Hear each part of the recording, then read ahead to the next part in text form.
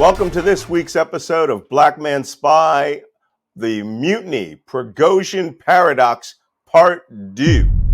As we last left you, it was just one day after the Russian mutiny in which PMC Wagner, the mercenary organization led by Yevgeny Prigozhin, Putin's former personal chef, now multi-billionaire henchman, took a force of PMC Wagner mercenaries, seized the city of Rostov-on-Don, and then marched with tanks, personnel carriers, surface-to-air missile systems on to city of Moscow.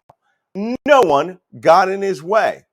What's stranger yet, after this force killed pilots of 3, maybe 4 Russian helicopters, shot down an airborne communications platform that had 10 Russian Air Force pilots. They made it 200 kilometers outside of Moscow, and they quit.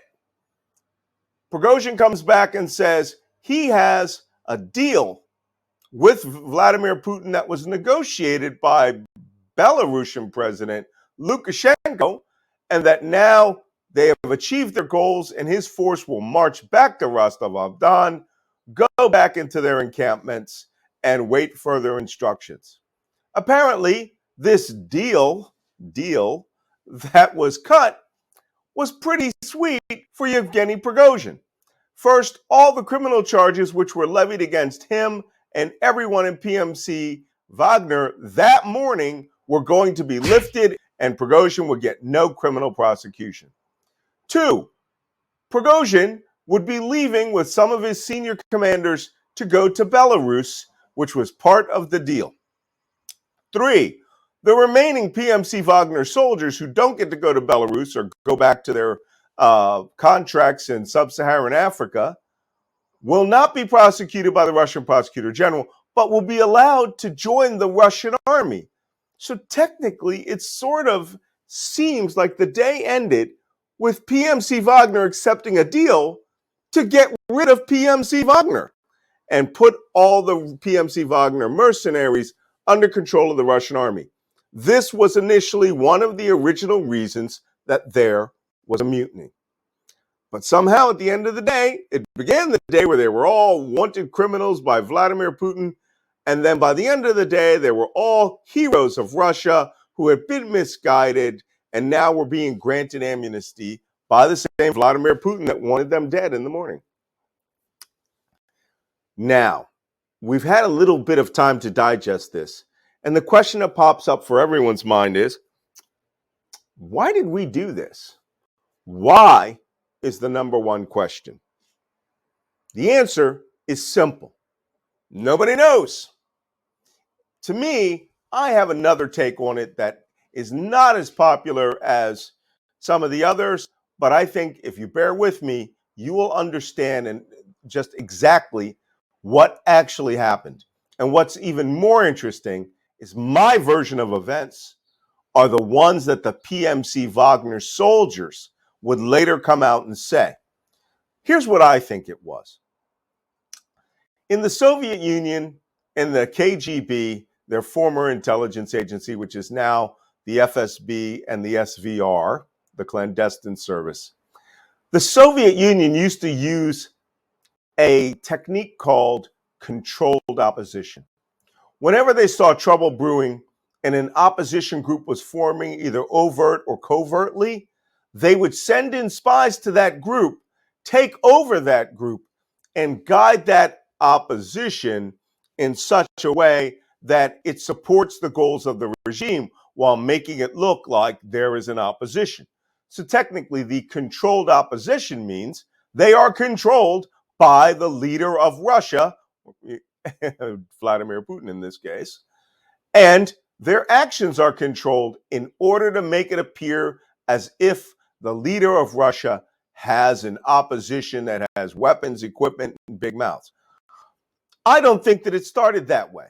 I think this was an actual mutiny, and PMC Wagner had had enough with the commander of the armed forces, General Shoigu, and General Gerasimov, the commander of all of Russia's forces.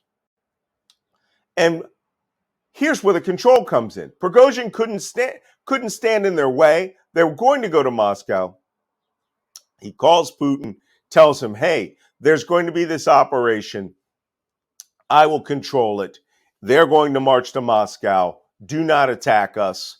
We will get out of the way. I will flip this in the end. That's what I think happened. I think the entirety of PMC Wagner was tricked by the guy who created PMC Wagner, while at the same time showing Vladimir Putin to be a complete weakling who couldn't even stop with police this armed force coming up the M4 highway from Rostov-on-Don to Moscow. And they got within 200 kilometers of Moscow. Now, why would they need to do this? One, when you have controlled opposition, they think that they're doing things which are good for them. Prigozhin was calling this the March for Justice. Justice, apparently, for other Russian soldiers in PMC Wagner who got killed. And they were going to go there. And now we're finding out, just as I was doing this podcast, that Prigozhin made a statement to all of the PMC Wagner commanders. He was going to march into Putin's headquarters in Moscow, drag him out, quote unquote, by the scruff of the neck into Red Square and, quote, piss on him, unquote. This was apparently extremely popular amongst PMC Wagner commanders who believed that they were going to Moscow to overthrow the government. That is why the mutiny took place.